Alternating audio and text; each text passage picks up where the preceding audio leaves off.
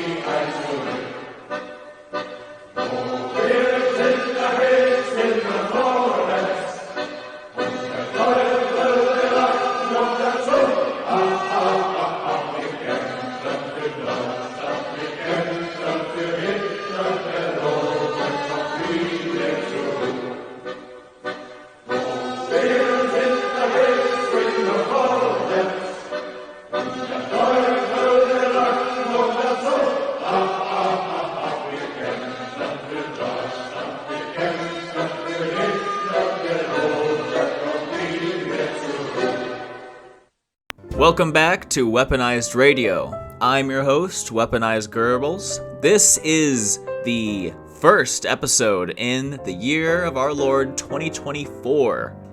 We are one step closer to the Metro series. I think that was that 2025 or 2030 something? 2036? Whatever. We're now in one of those weird sci-fi numbers that you only heard about in 1950s movies. We're finally there. We're officially in cyberpunk, everybody. Here with me is a very special guest, a mutual of mine, who I've had for a minute. He's kind of also a schizo artist. Do you mind introducing yourself? Yep. I'm Melkor, schizo artist, Himmler worshiper, I guess you could say. There's actually, somebody did this on Telegram. They wrote up this little, I guess they edited something Serrano said, and then one of the other esoteric Hitler channels got a little peeved off at it, but I was able to save that quote, so I'm going to post that eventually. He's a fellow artist. I'm going to be showing all the stuff that he does on screen during the time of this. I might need to censor some of them because I don't know how YouTube likes swastikas. I'm not worried about getting monetized, but yeah, getting kicked off is something that's not preferable. Yeah, later art period for me, it's just how many swastikas can we shove in and make it look not ridiculously stupid. That's the Vitri Devi one. Has quite a few. I've always had the issue when I'm doing an art piece, you want it to have a lot going on, because when you're doing, unconventional art, you need it to be something interesting that someone can look at for a minute. which is what draws a lot of people to more of a modern art aesthetic, from more of like a traditional, like, oil canvas kind of style, is that it's pretty self-evident when you do it that way. But when you have a weird, digital, modern aesthetic, it suddenly becomes a story to unravel on your own terms without having someone to just spoon-feed it to you. Which, that begs the question, how complicated am I going to make this? Am I going to make this, give someone a seizure if they look at it too long? Or is this going to be simplistic? I tend to oscillate back and forth. It's like either we're going to have a lot going on, or we could make it very simplistic. Like the Werner von Braun one I sent you. That one, there's not really a lot going on, whereas, even in that one woman with all the flowers next to her, that one's rather simplistic. Unlike, this Savitri Devi one where you have everybody saluting the marching going by and then the buildings in the background, or even the wolves, Hitler, Himmler, Odin, and wolves picture. That one's a bit more complicated. So it's just like this oscillation between the two. We're either going to have a lot going on or very minimalistically going on. Yeah, I've definitely found that as well, to be a difficult middle ground to strike. I mean, it's good for you not to hold yourself back by tying yourself down to an exact style every single time, because then it becomes samey and all blends together. Just oscillating between extremes. And that is actually something Savitri Devi would get at in Jonathan Bowden. Because I've recently just watched, was sitting and listening for 12 hours on a flippin' car ride to him. He talks about how Savitri Devi, she believes that truth is found in the most extreme, like the edges of acceptable ideas, that the extreme, that's where the truth lies. And so, I'm just kind of looking at my art and going, well, we're oscillating between two extremes, so, I guess we're hitting the truth on this one. Yeah, you're gonna hit this truth somewhere. I'm kind of optimistic in a way. I think that every idea, no matter how stupid it is, has at least one nugget of truth in it. The saying, a broken clock is right twice a day. Yeah, and every idea tends to return as well, which is, good and bad. Yeah, it is true, it is true. Every good idea has some fault, and every horrible idea has some nugget of reality. At least I think so. I've seen some pretty dumb shit said in the past. Unfortunately, like Karl Marx, for instance, a lot of the stuff a lot of his solutions to society are bad because it's just furthering the destruction, it's furthering the alienation, which is actually really funny because Karl Marx talks about alienation. But so I'm looking at him and I'm like, yeah, alienation sucks, man, but your solutions are more alienation. So you're kind of a stupid ass in that regard. But yeah, it's weird. Weird to see how that worked out in every single communist society. No matter how libertarian, big air quotes, the interpretation of communism is, it always turns into a surveillance state, which then completely erodes social cohesion. Well, that's because what they want to achieve is just this anti-natural operation, this anti-natural way of being. It's just the complete removal of everything. Like, for instance, I'm reading The Culture of the Teutons right now, and they're talking about how it's the difference between the Hellenic people and the German people, the Germanic tribesmen, to the ancient Hellenic people. A Hellenic person, you can take them out of a community and it's, he's a natural person. He's very self-expressive, he's himself. But a German is essentially naturally a collectivist person. They're naturally expressing this Germanic mindset that is an expression of the whole rather than of an individual. And so Karl Marx, if you go forward in time and you bring this ancient Germanic mindset forward, you can see Karl Marx as the destruction of that, because Karl Marx essentially wants everybody to be transformed into a consuming liberal retard.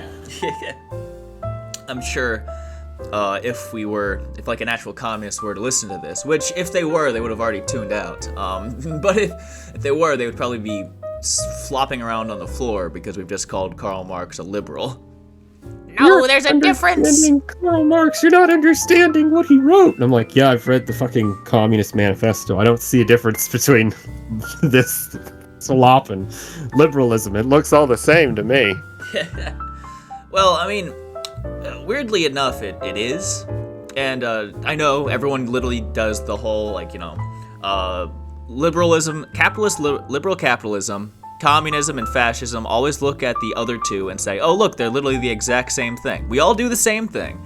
And so I'm going to sound like a broken record when I say that I believe that both capitalism, like liberal capitalism and, you know, communism in all of its different varieties, mostly a functionally an autocratic system at the end of the day, they, through being both material philosophies, end up always in the same middle point. Like, they always just coalesce into turning into the same defeat of culture, defeat of a greater spirituality. Isn't that just always great? Like, it's just the march of history. And somebody brought this up. Somebody brought up how we are extremely different. Because we like to think of society, the Western civilization, as a continuation of the Roman one, of the Greek one, but it's not the case. A lot of what we based all of this idea of being Western on is presuppositions of how these people acted, rather than coming to understand how they really acted. For instance, a lot of people say nationalism is a new idea, but I can pull up sources where the Spartans literally have, like, blood worship and say that they're, you know, the descendants of Heracles and by extension Zeus, and that because of this their blood is better than everybody else. And I'm kind of like, what is this other than like a spiritual nationalism? Yeah, I mean, a lot of people do like to see Western civilization as a continuation of the classical civilizations, but it's simply not the case. Now, as much as I am a Romaboo, I love everything Rome. Those people were really fucking racist. Yeah, well, even a little surprising to me. Yeah, but like even functionally, the Romans were very different from us in a total sense. The collapse of the Roman Empire and what came afterwards, it emulated some of the best traits of Rome, but got rid of most of the worst, which is why Western civilization conquered the world and Rome had a hard time expanding beyond the Mediterranean. And I would say that I can admit. I would say we expanded beyond the world because, it's, you know, racial supremacism mode for me over here. I just look at it and I say, well, this is a natural inclination, because we tend to do this. You had the Macedonians and the Greeks who expanded out. They would have kept going if, you know, somebody hadn't. I want to go home and see my family. I don't want to conquer India. Say keep fucking going. But, you know, and somebody died, and so, you know, that kind of just all fell apart. I do think that it's a natural inclination, and some people have picked up on this. For instance, the Elder Scrolls video games actually get this point rather perfectly correct. The whole series is a racial struggle. I'd say that's fair. It's a racial struggle between elves and men. Metaphysically, physically, it is this idea and the doctrine of a man versus an elf, and that's the philosophy that's going on in it.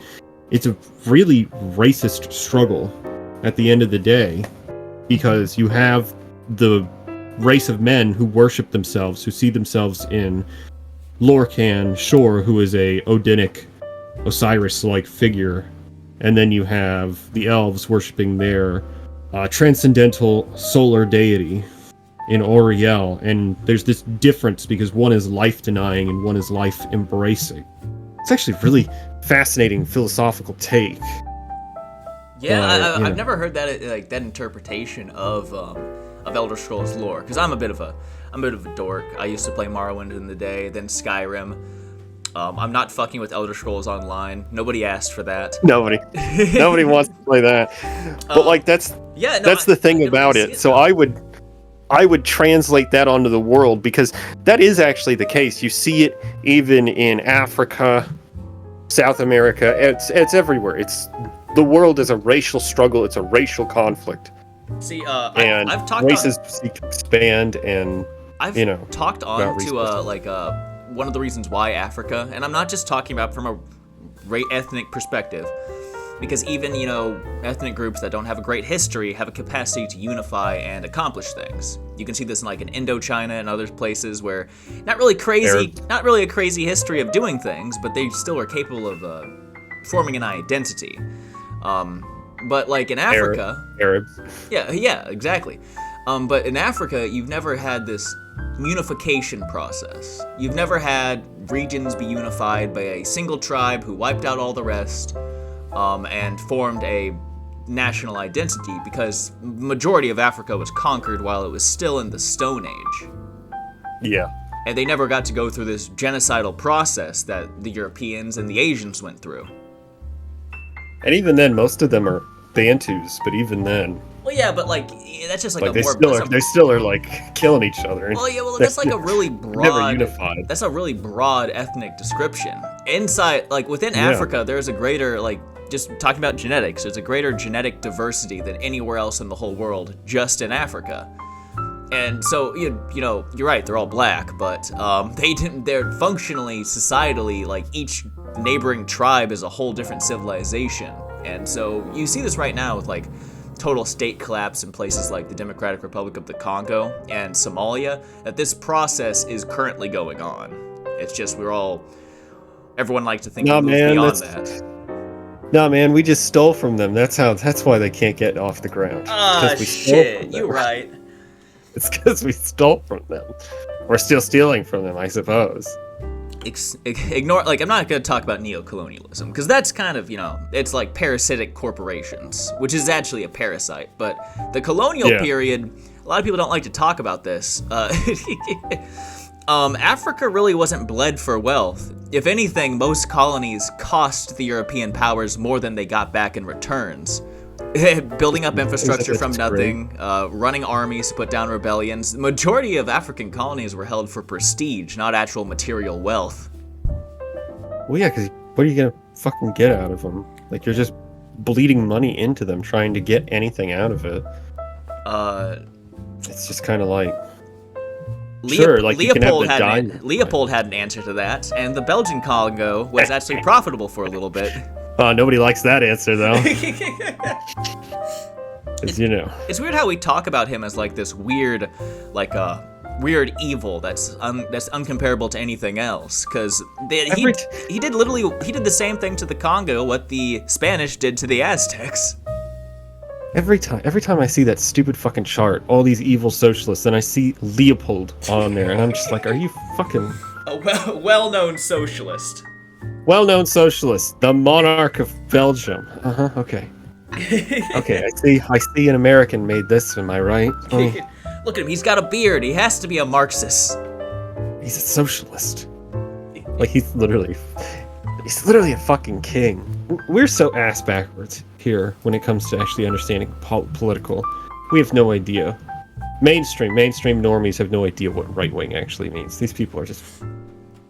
Yeah, well, it's this weird paradigm where the rest of the world is obsessed with American politics and could probably explain American politics better than an actual American, within the structure anyway. They don't get the meaning behind anything. But while Americans, the American political paradigm is the only thing that most people bother learning about, if at all, because who gives a fuck what everyone else is doing? We rule the world. I don't know. This was actually really interesting. This is another interesting little bout-in, because he was talking about Bush, the last one. Okay. W. He was talking about W and how apparently, according to the rest of the world, he was taken as this Christian fundamentalist, far right guy, and I'm like, who the fuck thinks that? Who the fuck thinks Bush is far right? You fucking people are nuts. You think Bush is far right? Yeah, Bush. What? Bush, No Child Left Behind, Bush is far right. Oh my god, you people, I don't know, was a little put off by that one. please tell me you don't actually think that. Like, that's a bit blackpilling for me if you think that. Yeah, very true. That's a bit disturbing. Which is why everyone had a shit fit when Trump won. Trump, someone who's also not terribly far right, no, not really. Who people are still seething about, even though he's completely out of power. Yes, he's completely out of power. He wanted to do reparations, but under a different word. Which, okay, but that's still reparations. Like, I don't really. Well, you saw him. He was continuously trying to get the black vote.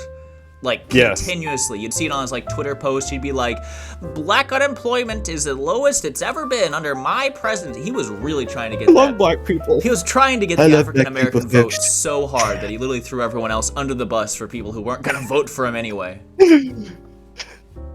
Those black people will totally love me if I give them money, free money. They'll totally vote for me now. Like, yeah, okay, buddy. I don't know. I do think the election was rigged against him and that he lost through that. But at the same time, it's like, yeah, there's still that part. Well, yeah, you saw all the everybody off. Like, it's just objective that the election was rigged. There was just too much sketchy shit going on, especially with all these mail-in ballots. It's no secret that both sides are literally having people vote from the dead, and there's no way for us to properly regulate this, because all you need is social security number. That's like no proper. Fuck, they probably made me vote. Yeah, exactly. You I probably voted for Joe Biden, even though I've never voted. Yeah, exactly. Same here. If I could check that, they'd be like, "Oh, hey, you voted for Biden." Yeah, I totally did. Yeah, that's not a fake vote at all. Yeah, it's. I think Stalin had a quote for this. I know, right? We were just dunking on the Soviet Union, and I'm now quoting Stalin. But it was something along the line. I don't know if it was Stalin or not. I think Lenin had that controlled opposition, like, we're going to control the opposition ourselves quote. It wasn't that. It was like the power of democracy. Again, I'm just coming up with it off the top of my head. I can't remember the exact quote, but it's like the power of democracy doesn't come from the voters, but from the democracy counters. It comes from people who count the ballots. Yeah. And I'm sorry, but that is 100% true. They are able to rig elections in ancient Rome. They're able to rig elections today. I'm just kind of like, yeah, this is just how it's going to be. Yeah. Elections are rigged. Because we can't have voter IDs and make people physically show up, because what about all of our boomers who are voting from retirement homes? They deserve a vote. These people who literally ruined everything. Yeah, what about all the blacks who can't drive apparently? Who can't find the voting location? They can't show up to the DMV even though they have a fucking license. It's just kind of like, these people are nuts. Every problem, like, I'm not talking about something terribly radical, but every problem with the American system, well, not every problem, but a good chunk of having a stupid, lazy, easily manipulated voter base would easily be solved if we just made you have to do, like, when you get there, you have to run like a marathon in order to put your vote into the ballot box. Easily. I thought you were about to say it all boils down to blacks. I was like, is he gonna start quoting Julius Evola's one article? No, I'm just saying, if we had the blackification of America. If we ruled out people who were too fucking lazy to run a marathon, or people who couldn't run a marathon, that would easily solve a lot of our problems. Talking points, now that we've had a little bit of rambling going on. Oh, the year of the Himmler. I thought that's all I was saying in my group chat for a minute. This is the year of the Himmler. We found it, boys. We found the German translation of the speeches of Himmler. So I'm going to translate that. We're going to get it out sometime this year. Sometime this year. So you're translating these all by yourself? Yep, I'm enslaving AI, and I'm making them do it for me. Cracking the whip.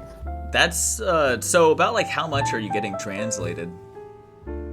Well, it was taking a while beforehand. I started Herman Riff's the Aria Linda Chronicle, because apparently Himmler really flippin' loved that book.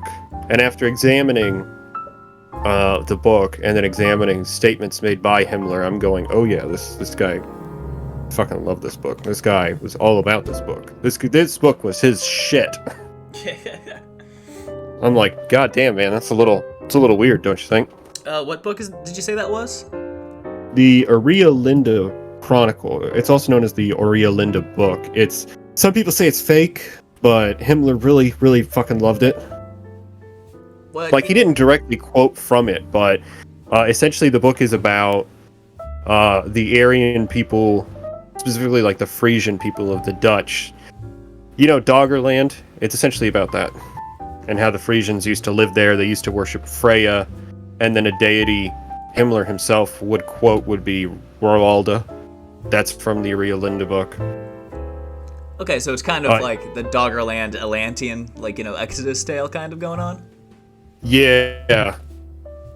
Although, some people...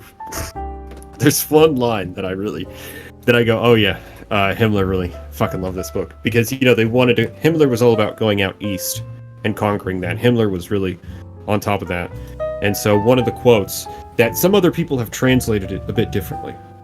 But the way that Herman Rith translates it is essentially we're going to kick out the Tartars and the Slavs from the land of Freya's people. Some people retranslate it, instead of Slav, it's slave, but Herman Rith specifically uses the German word for Slav. So I'm kind of sitting over here and I'm like, oh, I see why Himmler might have really liked that part of the book.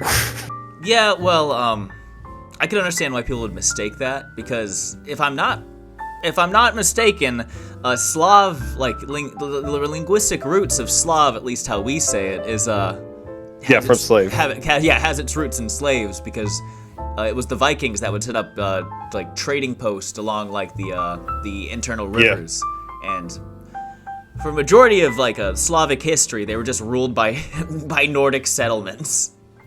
Yep. Herman Rith even has like a little addendum. He's like, this could mean slave. I'm like, yeah, but it's really funny you picked Slav. So, you know, also just kind of conforms to some of the stuff Himmler believed in.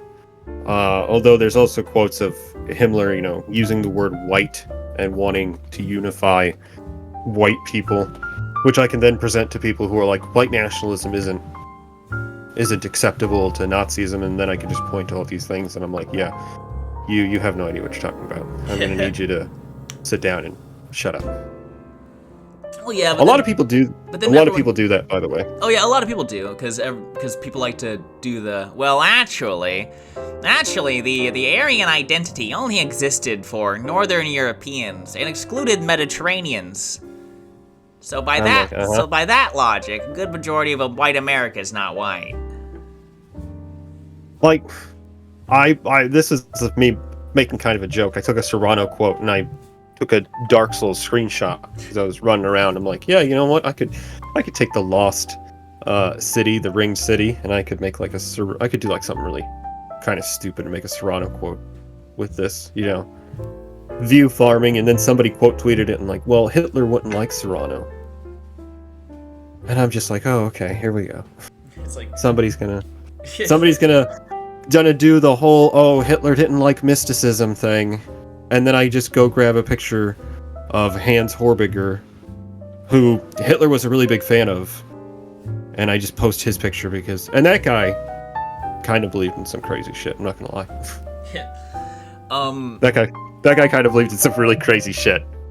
I feel like obviously you have people, midwits, who say things before continuing. And, again, we've always had a lot of internal strife, especially in the, I don't like using the word alt-right, because it makes it sound like we're all LARPing groypers, you know. The dissident yeah. team, the dissident sphere, whatever the hell it's called these days. Yeah, I mean, like, going all the way to the right-wing quadrant. I'm very just centrist authoritarian. But, like, these labels of left and right don't mean anything. No, they don't. We just said, here's this graph, and we have to base all of our political ideas off this graph. Because back in, you know, where the origin of the term right and left, French Revolution, it comes from the French Revolution. And so to be of the right was to support the prevailing governments of the time, the monarchy. And to be left was to support revolutions against the monarchy. So if you just extrapolate this down, boil it down to its bare essentials, right wing is supporting the current prevailing system, left wing is being against it. Like, there is no left wing. So by that definition, we're all left wing at this point. everybody's left wing, and all these leftists are literal, they're literal foot soldiers for the government. And I'm like, yeah, they're all right wing under a normal definition of the term. Like, that's why I just go, these terms don't mean anything anymore. Like, nobody knows what they mean. Nobody really seems to care. Other people have picked up on this, and they're starting to go, yeah, these terms don't really mean anything at this point in time. And I go, yeah, there's no real point in using them other as like an identifier of, well, I'm against the prevailing system, the prevailing way of doing things. But at the same time, that lumps you in with people who, you really don't want to be with. Yeah, I'd say that's very accurate. We're using, well, again, going back to the French Revolution, very outdated terms. Because back then you were, a Jacobin, Republican against the monarch. Or you're a more radical view of a republic compared to the prevailing republics at the time, which were very few in number, but did exist, compounding the worldview into something very simplistic, which the boomers have been very wonderful at, because that is, well, the outlook of our predecessors, an entirely black and white, we are the good guys, we can do no wrong, we have to go and save the world because we're the rebels from Star Wars. It's okay. George Lucas even based the flipping rebels off the Viet Cong, communists, and I'm just kind of sitting here like, yeah, we're well, I mean, that point is true. The government is communistic, and I go, okay, that point's true, but I don't think you really are getting at that. No, boomers. I don't think you mean that. It's a very shallow worldview. It just very surface level, very my democracy, and I hate my communism. Communism is. I said this a while back. Communism is dead. It's never going to actually take off again. There's never going to be an actual Marxist-Leninist state again, in my opinion. The whole project of Marxism and equality, egalitarianism, drowned itself in the blood of, well, all of its equality. A lot of different people. Yeah, a lot of different people. Yeah, I mean, it has collapsed or has been abandoned by everyone who's adopted the system. Even regimes that claim to be socialistic, like China, North Korea, Vietnam. North Korea is a monarchy.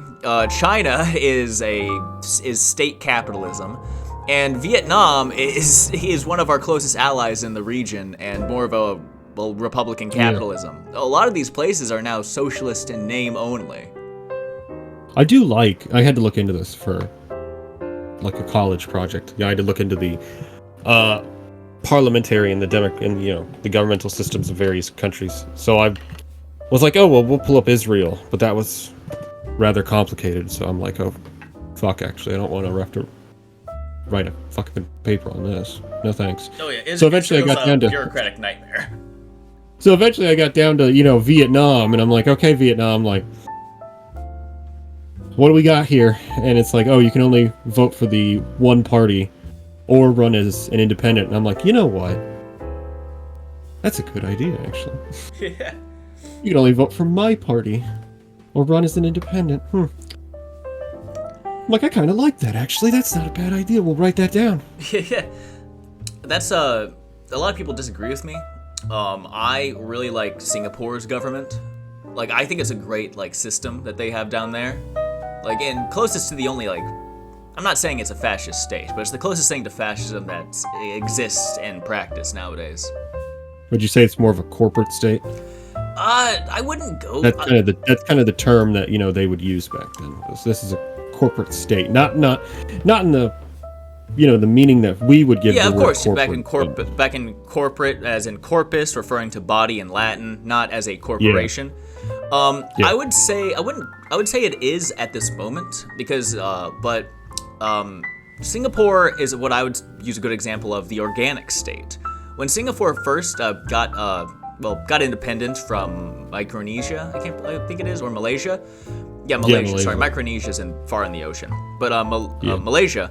they were very almost socialist, and in fact, the People's Action Party took power with the socialists, but obviously that didn't turn out well. And under the same rulership, they were able to quickly switch over to a more capitalist, like not gonna go say oligarchic, but more of a capitalist-controlled bureaucratic state, as opposed to a straight-up socialistic top-down. But it's still a very authoritarian regime where the corporations do not have like the whip hand over anybody because they are beholden to the state.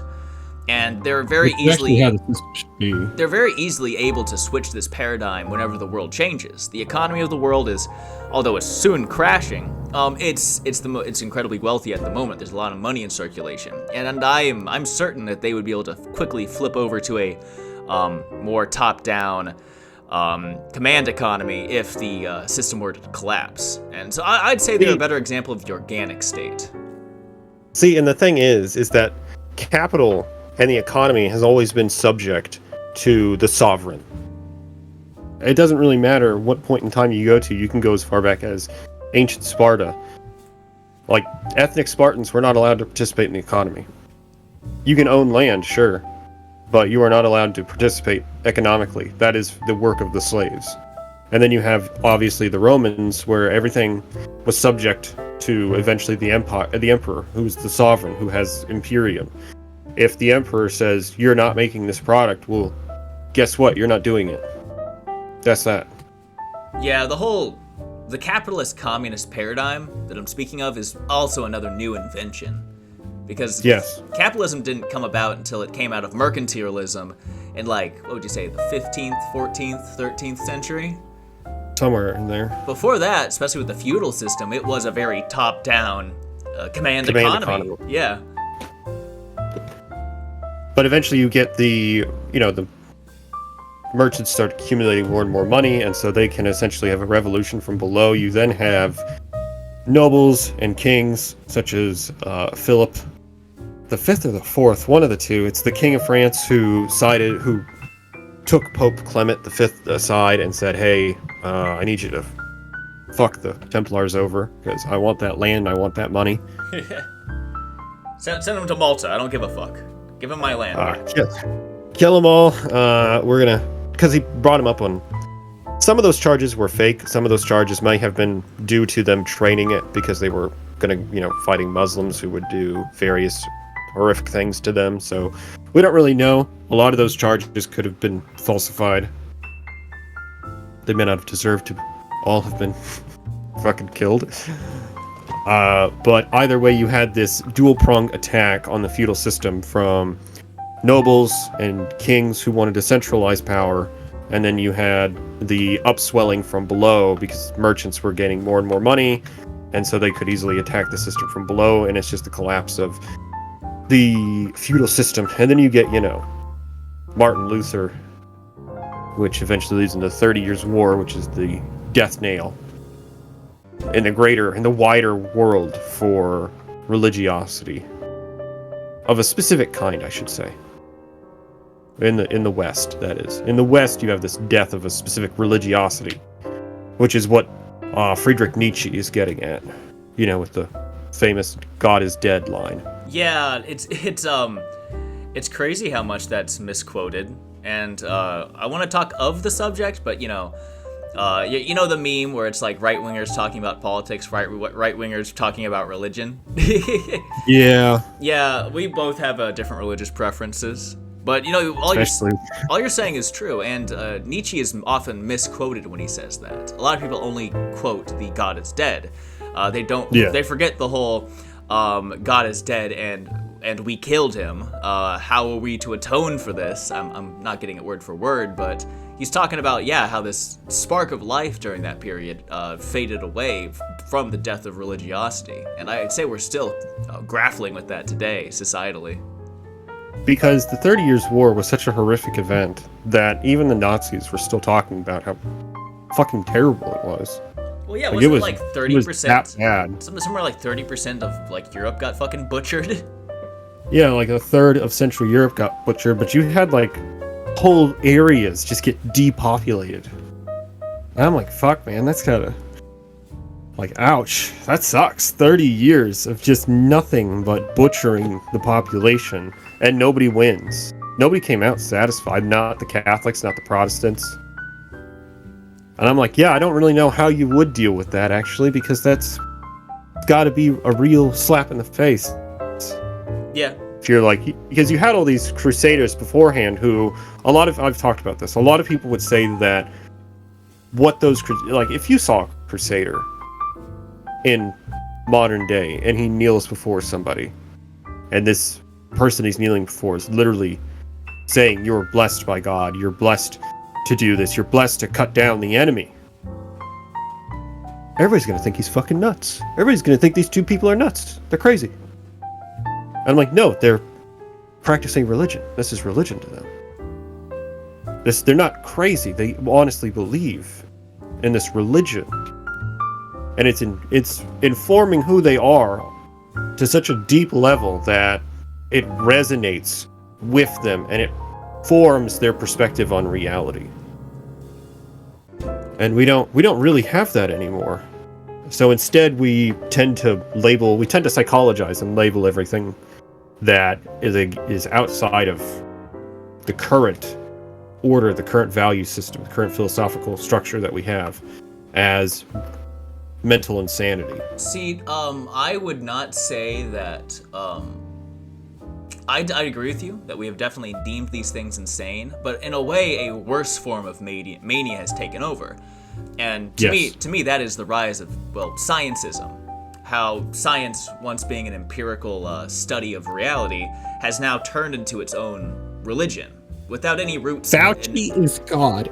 Yeah, no, really, I'm serious with this. Like, we have turned university professors into priests. We've turned scientists into martyrs, and you'd hear like Neil deGrasse Tyson, talk, and to them he's like the Pope.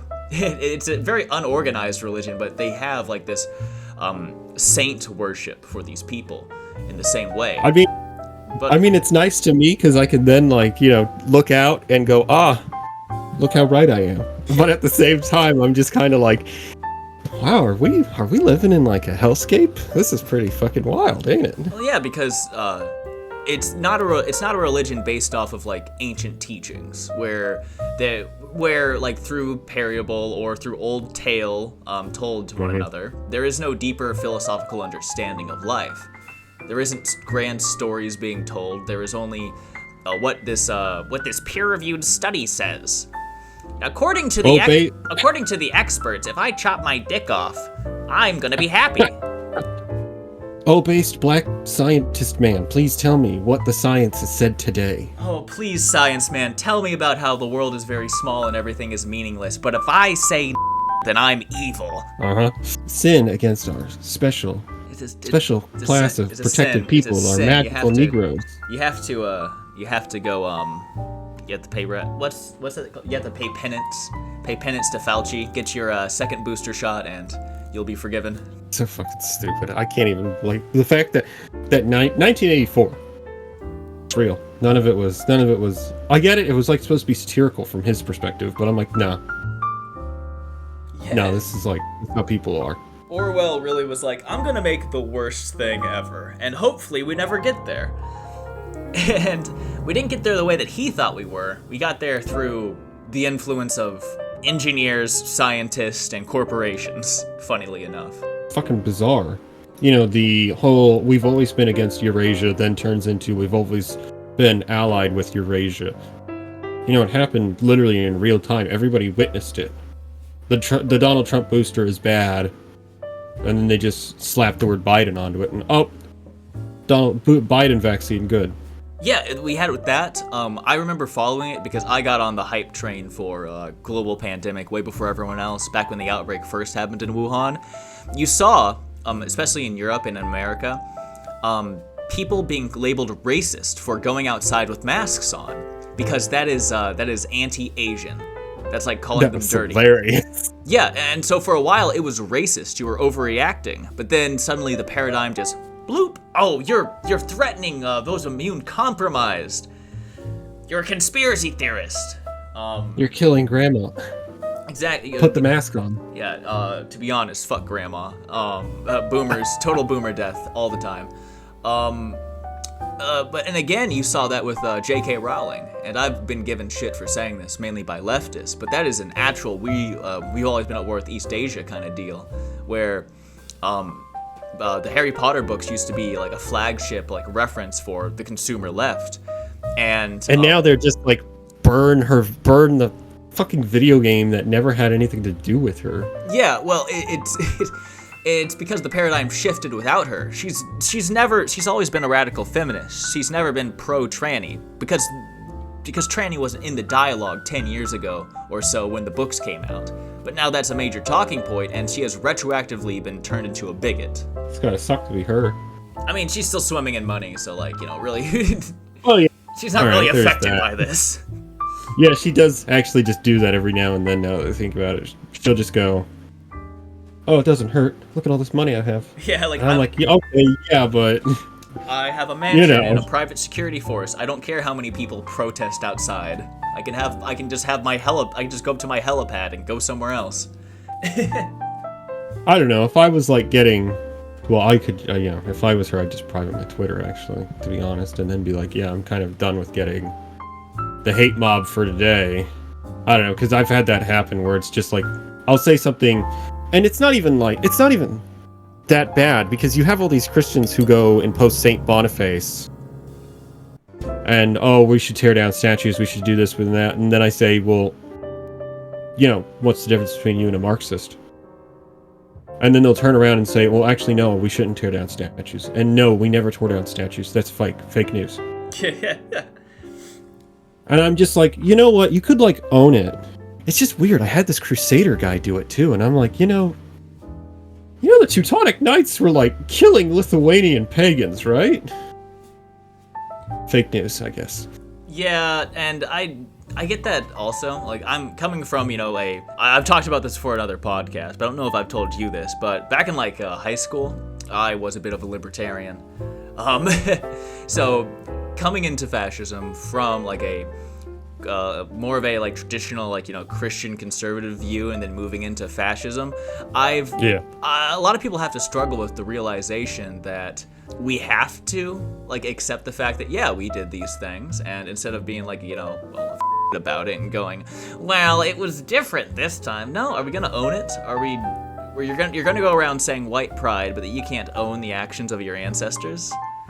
That's the whole fucking point, bro. And that's something Jonathan Bowden brings up. He goes, you have to accept this and you have to overcome it, and to some extent you have to say it's good. If you want to self-empower, it's about self-empowering. If you want to empower yourself, you have to accept that these things happened, and then you have to say, for instance, the genocide of the Native Americans. Well, it was good it happened because it's the spreading of our race.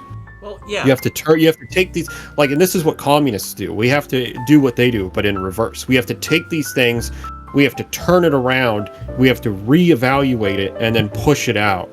Well, it's bad that America took all the land and conquered everything, and we have to turn that around and say, no, it's good, and we have to push that. Yeah, it's like Marxism, but in reverse. It is Marxism in reverse, because in this left-wing faith, and that's what, it's crazy how, ideologies, science, these all have turned into religions, functionally. Yeah. In this left-wing faith, being white is original sin. Yep. And there's nothing you can undo for it. March with them, march against them. You're still white and you're evil.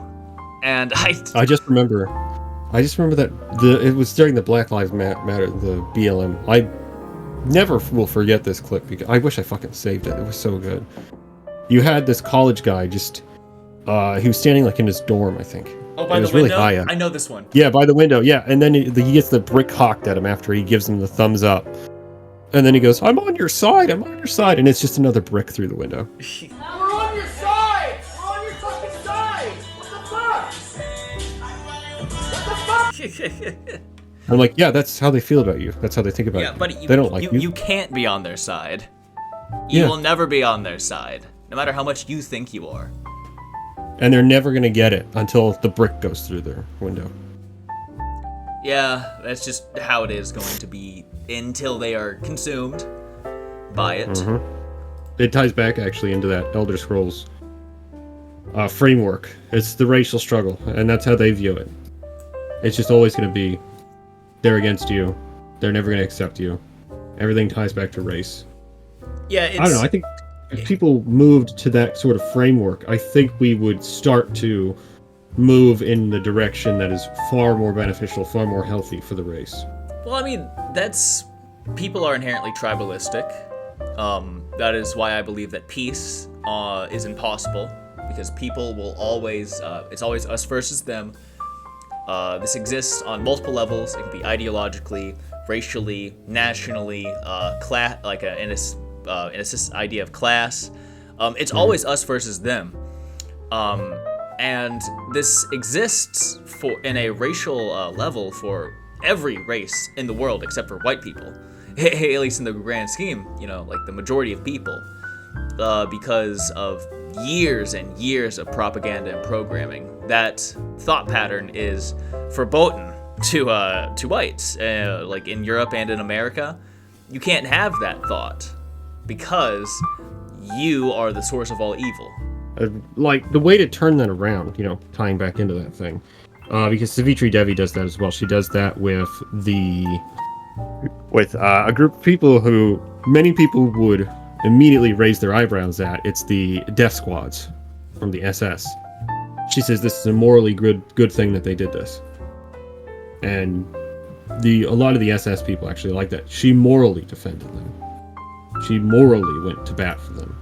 And that's the whole thing. We have to sit down, and we have to do a reverse Karl Marx. We have to turn all of these things around, and we have to have the moral framework by which to do it.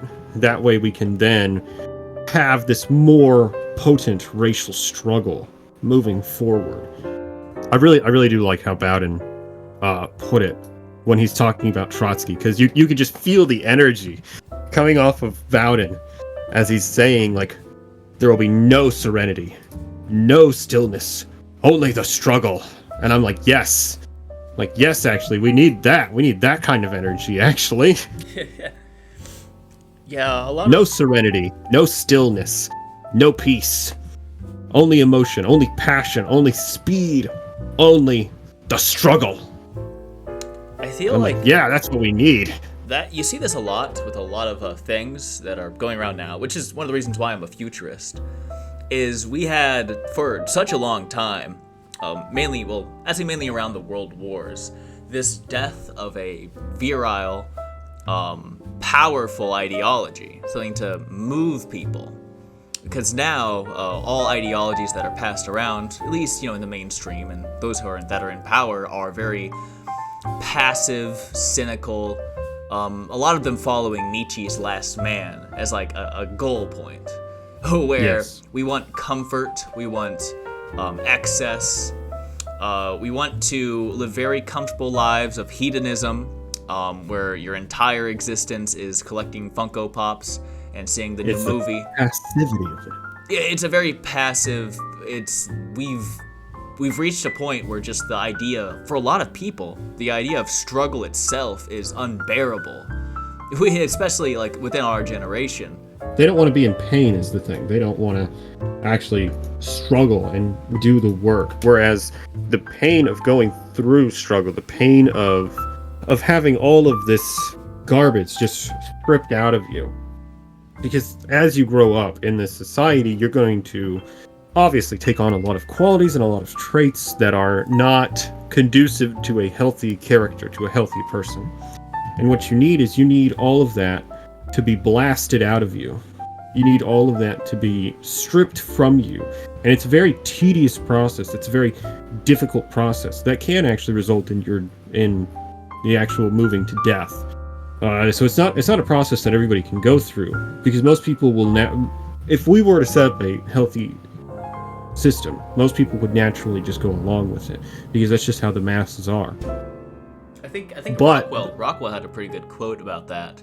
It was like the vast majority of people. No, it's civil war is a spectator sport, And they're gonna, and after one side wins, they're gonna, the vast majority of people are gonna go, oh yeah, we were always on their side. Yeah, that is actually really true. Most people are not capable of being that person who is transvaluating themselves, who is moving beyond their framework and mindset, their mode of operating, their modus operandi that they were given at birth. Most people just are not capable of doing that. And that does tie in with Nietzsche's The Death of God, because most people will not be able to live without a deity. They're not able to live without a god. They're not able to live without these ideas. And the Greeks understood, there were some very intelligent Greeks who couldn't bring themselves to believe in the idea of a god or gods. They were essentially atheists, but they still accepted that the religion had a place in Greek society, that this was all necessary and for a reason. There was a reason everything was set up the way it was. Unless your name is Socrates, and then, you're just kind of dealing with the Vaush of his day. Yeah, really, that is the case. Yeah, Asshole. The way I see it when it comes to stuff like that, you have to look at culture and ideas and philosophies as Darwinistic living organisms. And most people just are not able to do that. Yeah, well, but they evolve, they change, just simply because some are just better than others. A lot of times, your morale, your societal structure, despite having less resources than another society, you can overpower them by being smarter, stronger, more resilient. Just culturally, all these things evolved Darwinistically. That's why there's no society that has been run by women. Ever. At any time. Well, besides like fucking little tribes in the middle of nowhere, or maybe the Longhouse we're currently in. No, like... The Iroquois... Well, the Iroquois. I don't know. The Iroquois were people use the Iroquois Confederacy as an example. However, women only had large-scale power on a local level, like on a village level. But when it came to the administration of the nation, they would send the village mother would send a man to be a chief and go sit on the big council. And so, no, on a local level, yes, it was a longhouse, but on a national level, it was run by men. See, and people say that the Aurea Linda book, the book Himmler really likes, is matriarchal. That it promotes this matriarchy, which, that's a bit of a shock hearing, considering that, you had Heinrich Himmler, who was really in love with the damn thing. But I read it. I didn't necessarily get matriarchy out of it. I mostly got that these women that they're talking about they called them Berg maidens. They're essentially priestesses of a religion. And yeah, sure, they would advise martial military kings, and their word had a lot of weight, but they seemed more so to be similar to the oracles and how ancient Sparta would operate. Ancient Sparta wouldn't really do anything unless, like, the oracle okayed it, which is kind of a problem because those oracles really wanted some fucking payment. So you can guess what that means. Yeah. The a lot of thing that people don't talk about with the Spartans was their religiosity. I believe they were extremely religious. Always they had it was a dual monarchy where you had one king ruling in the actual city of Sparta and another one that would be out on campaign. And running a campaign, like the Spartan kings were almost never the richest man in the city. That typically belonged to a few very prominent widows who they're bankrupting themselves on cows to sacrifice before battle or before just going on a march. They have to go, okay, we gotta see wait a second, guys, we gotta see what the cow intestines say. We gotta see what the gods say. We can't do anything without the gods saying what we're doing is acceptable and okay. But I mean, shit. But like, you got to give the Spartans, credit where credit is due. They were not conquered by Alexander. The Spartans lived long enough to be conquered by the Romans, which, if you look at that, that's a great amount of time for a city-state to exist. There could have been the possibility of reform, but similar to Rome, during the social wars, where Rome reformed itself because, those Italics wanted the right to vote and whatnot. The Spartans could have done something similar, but the conservatives in power didn't really want that, so, that didn't happen. I don't think that Sparta could have ever reformed. I think mainly because of just their system. And I've talked about this. Well, it's extremely conservative. Well, not just that. I'm talking about the existence, the mass existence of slavery. I've always seen slavery as a social cancer, not for moral reasons, but for innovation and economics. When you have a majority of your population working for free, not consuming things, not striving innovation, where you only have a certain elite participating in the economy, you have an amazing amount of stagnation. And I'm a Southern boy. I've always been a Southern boy. I would go back and die for the Confederacy, even if they were still going to lose. But the Confederacy lost because it didn't industrialize like the North because of slavery, because this cheap labor denies innovation, especially for the Spartans, where I believe there was only one Spartan per 5 helots. Like 5 or 10 helots. Yeah, exactly. I mean, yeah. But it's still impressive that they did that. Oh, they were a powerhouse, and it's crazy there was never a Helot rebellion because they were just that good at keeping them in line. But I think that in the end of the day, stagnated them to where they could not reform and become an empire. They were stuck as a city-state. Well, it also created this tension within the society. So you constantly had to upkeep militarily, and you constantly had to be tip-top shape at all times. Because what if these fucking slaves revolt? Like, what are you going to do? You need to be... So, you see, it creates this anxiety. It creates this tension within the society. This anxiety and this tension, which then pushes them to be better militarily. It has its ups and its downs. Now, yes, it stagnated them economically.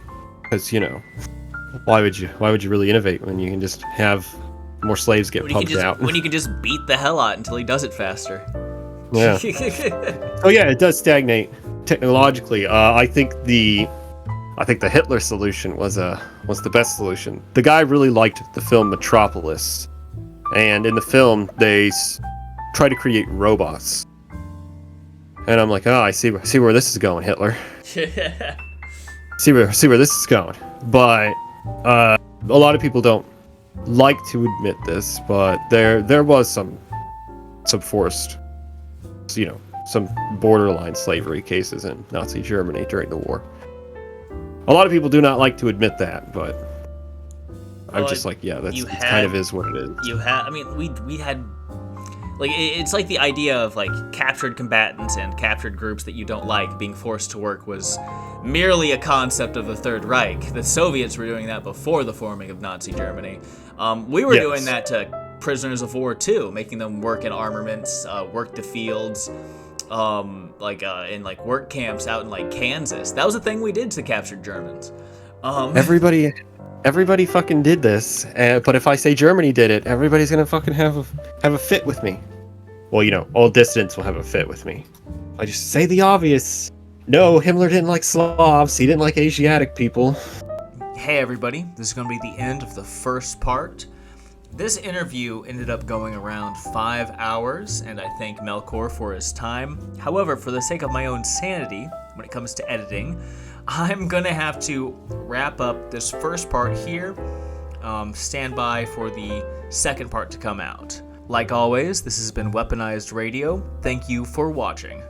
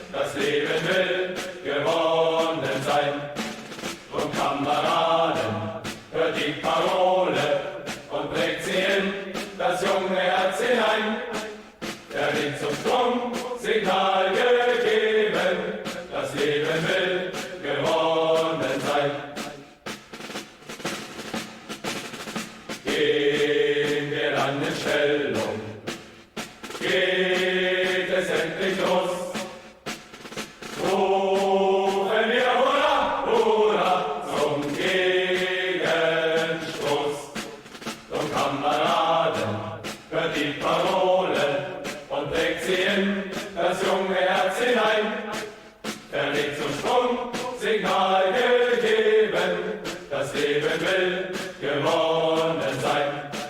Zum Kameraden hört die Parole und bringt sie in das junge Herz hinein. Der Weg zum Sprung, Signal gegeben, das Leben will gewonnen sein.